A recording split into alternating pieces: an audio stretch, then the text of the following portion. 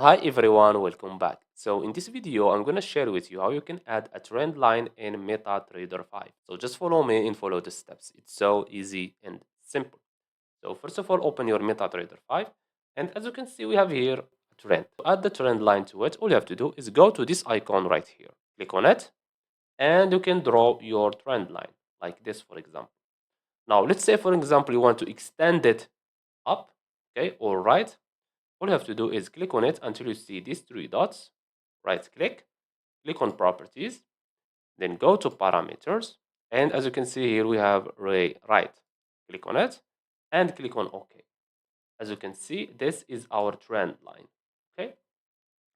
Now let's say, for example, you want to extend it down or to the left. All you have to do is click on it again, right click, properties, go to parameter and click on ray left. You can keep them both if you want, or you can keep just one. So let's keep, for example, only ray left.